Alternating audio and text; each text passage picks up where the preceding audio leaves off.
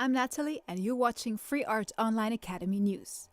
Today we are presenting, or to be more precise, pitching in a different way, one of Andy Digger's various synopsises and treatments, who is looking for investors, producers and sponsors for the realization of the following project. Andy Digger is a Swiss-Iranian screenwriter, photographer and filmmaker. He says in his plot on YouTube and Plotagon about his philosophy, "I'm not an artist, but I'm the midwife of art. According to the motto, the essence of my past is my future's goal." He is the founder and initiator of Free Art Online Academy, a non-profit project under construction with the motto L'art pour l'art. That means art for art's sake. All his works are based between creativity in art and visions in science. For more information or to download this project as a PDF, please contact www.facebook.com/freeartonlineacademy or via email on freeartonlineacademy@gmail.com. Project number 2. Treatment by Andy Digger. Title: Indispensable Secretary. Genre: Comedy. Marta den Besten, 58 years old assistant with Dutch ancestors working at the International Bank in New York, Financial District, Manhattan, is not estimated by her bosses Martin Janowski, 42, and Michael Winter, 38, and permanently bullied by her colleagues. She has been made redundant and in spring 2014 is being forced to retire because she is working slowly. Her know-how is obsolete, her appearance is old-fashioned, and for lunchtime she takes in the office microwaved homemade tripes, a Dutch recipe, all smelling throughout the open-plan office. A pseudo-reorganization is initiated by the management and, by SMS, she is made redundant. So the company has to pay less pension and no award to her and, finally, gets rid of her. By chance, Marta meets an Indian neighbor and tells him that she cannot afford her living with her small pension. The kind neighbor, who has many connections to an Indian globally working company and is arranging contact between them and Marta. The Indian company is realizing her unique know-how and potential and offers her a job in the executive management in India. She accepts the offer and moves to India.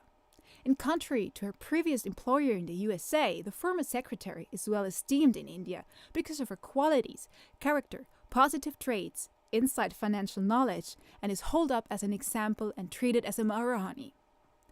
Marta's resignation due to forced retirement and her start in the executive management of an Indian holding company leads to a global economic crisis between US companies and other continents.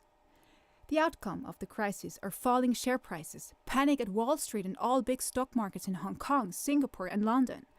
The consequences are exit of investors, freezing of funds, worldwide employees are made redundant and executive managers fear losing their jobs and their privileges.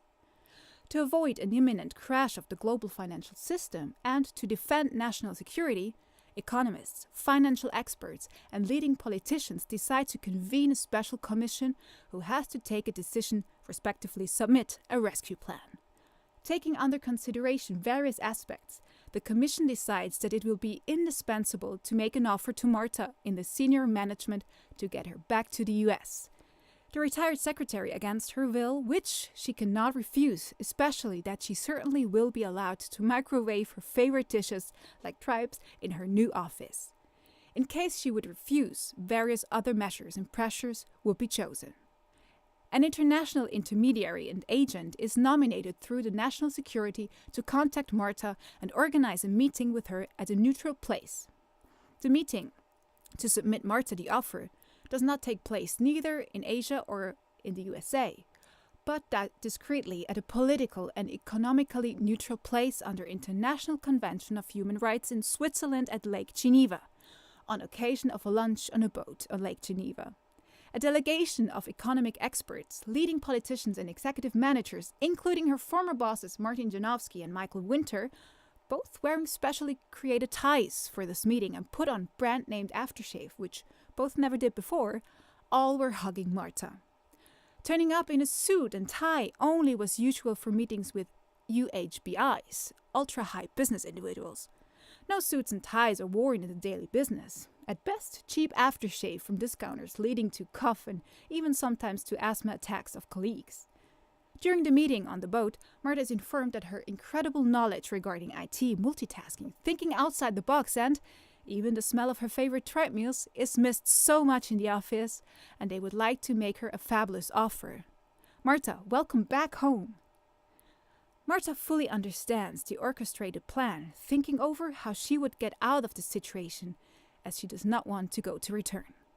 She asks for time to think about the offer and leaves for the bathroom. Via GPS, Marta is observed and monitored by the Indian Secret Service, and when giving her signal, she is rescued by an Indian rescue team by helicopter from the boat and brought back to Kolkata by plane. End of story? On the contrary to her previous job in the USA, in India her accurate working attitude is interpreted as thoroughness, as speediness, and multitasking is not always means better quality of work. Even her motherliness combined with her gift for sign language is much esteemed by the Indian young working generation, and so Marta decides to stay in India, despite lucrative offers from her previous employer. Her change from an ugly duckling into a beautiful lady and successful and self-confident businesswoman cannot be ignored. Marta's know-how is used and applied in India, leading to a turning point in international economy and the Western business models. A renowned international university is proposing a chair to Marta in Science of New Global Rescue Theory, NGRT. Thank you for watching.